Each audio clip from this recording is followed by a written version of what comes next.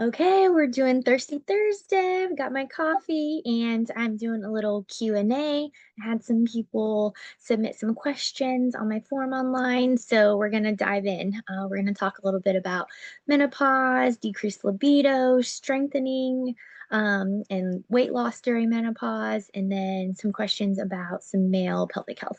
So let's dive in. So the first question, I'm 61 and have absolutely no libido. Are there any supplements that I can take or that will help or exercises? So first of all, just know that in postmenopause, no, like decreased libido is so very, very common, like very, very common. And it makes sense. Your estrogen's dropped, your testosterone's dropped, your hormones are all kind of, in a sense, depleted. So there are things we can do to help. Supplementation is kind of, I feel a little controversial because a lot of people are supplementing without really knowing what you're supplementing, right? So without confirmed testing to see like what your levels are for whatever you're testing for, you're just it's kind of just a band-aid to just take something. Hopefully it works. Hopefully it's going to help you without knowing exactly what's going on. And so for me in my practice, this is something that I just feel like I want to learn more about and be able to help others with. So I'm actually taking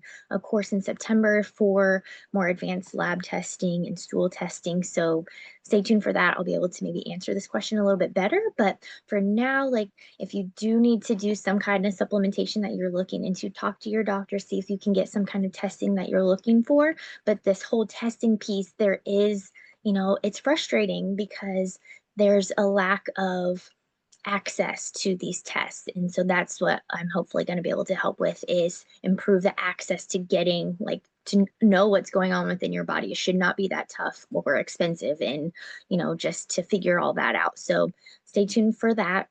So as far as supplements, do your own research. I have a research article that I found that I can send you, drop a question or in the comments if you want me to send that, or I can post that. There are some conservative and natural supplements that there have been some research on, but there really is not a ton of really good research on supplements to help with libido in postmenopause. Um, and so this other question, so no libido. So yes, like supplement, that's a little piece, but we can also talk about what are you having any pain with intercourse? Like if there's somebody that is having pain during vaginal penetration or any kind of intercourse, like your libido isn't going to be that great because you're not going to want to participate in that, right? If you're having pain. So let's kind of dive in a little bit deeper for that. Like, what kind of pain are you having? Is it pain with insertion or is it deeper pain? Like, where is the pain? What kind of pain? Like, is it something where maybe some lubrication can help?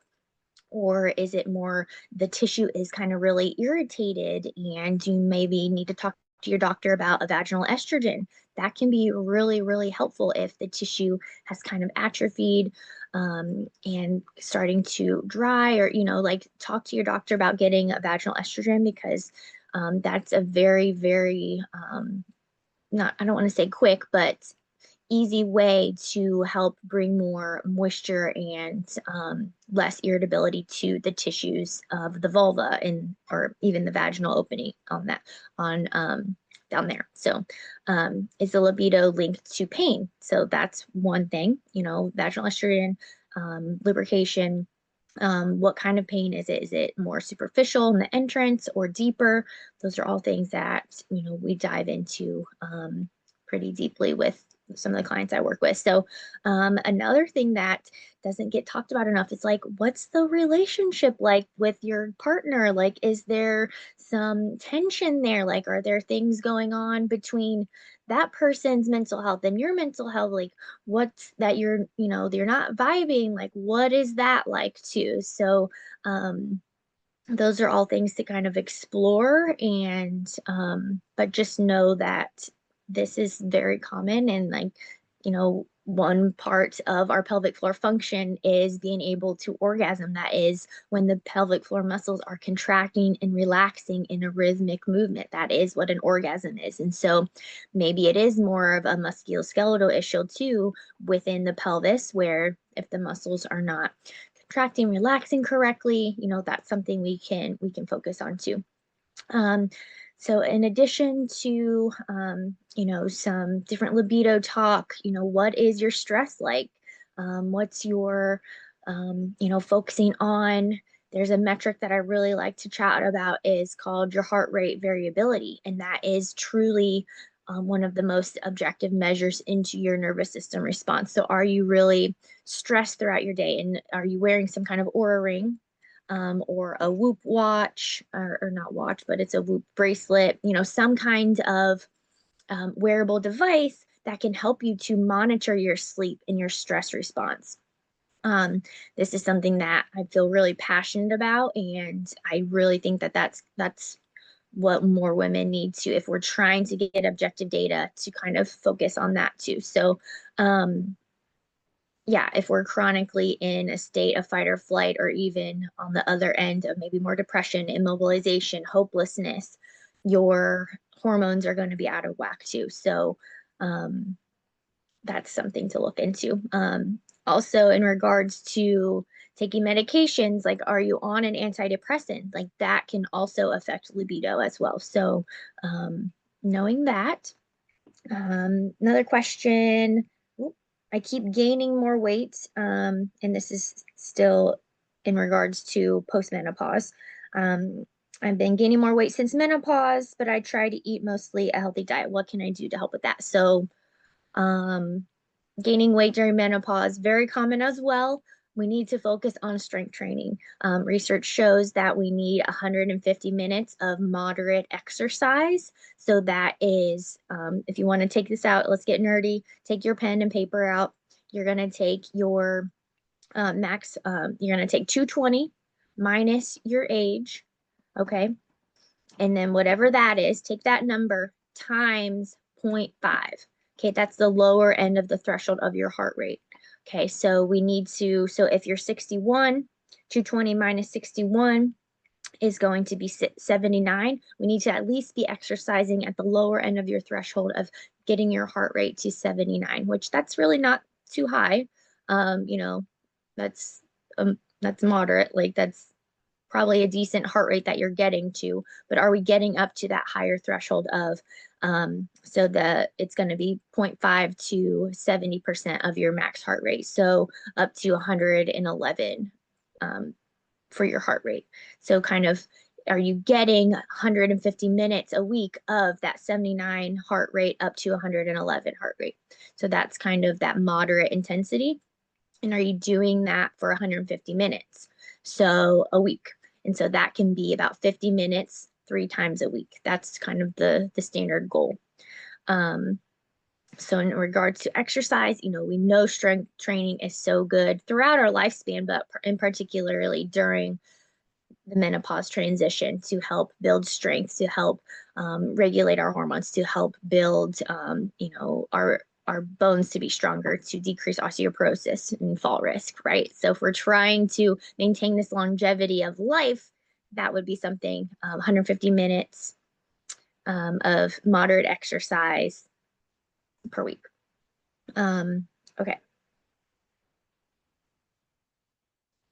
Another question we have here. So I'll just read this to you. My dad, who's 72, has a history of prostate cancer several years ago and had surgery for that in 2019. Complains of leaking a bit when he's playing pickleball or lifting heavy things. So whenever we are lifting something or doing something and we're leaking, that is called stress urinary incontinence. There's something stressful going down onto the pelvic floor that the bladder and the, whatever is not being able to hold that urine in, right? And so when that's the case, we need to work on pressure management. So a lot of that is more core work, focusing on the breath down, a lot of trunk rotation, rib cage mobility, like really truly getting a core assessment and posture assessment to see what is going on within that core that's putting pressure down onto the pelvic floor. So this person who submitted this said, I explained that stress incontinence is not normal no matter age. That is so right. Like We don't need to be having leakage. And that's just something that I feel really passionate about for any of these like pelvic floor issues that we're having, even any kind of healthcare issue that we're having. We learn to just live with things. And that is just something that when we're just settling for things that are bothering us, imagine what that is doing for our mental health. And, if every time you feel something leak or you feel a pain and, you're putting so much energy into that thought and that awareness of that it takes away the awareness of life and what things that are actually important. So I feel very strongly about when there are things going on like leaking or, pain, any of these abnormal behaviors or things going on within our body. Let's figure it out and nip it in the bud because that's taking energy away from your life and what you can actually be achieving, right? Let's focus the energy on other things instead of that constant worry about a medical issue. So let's figure that out. Um, so so this also says that her dad doesn't think he needs to do pelvic rehab. He thinks it's only a woman's problem. So I would say, so most of my business or my practice is primarily women. That's like, I'm all about women's health, but I do work with some men.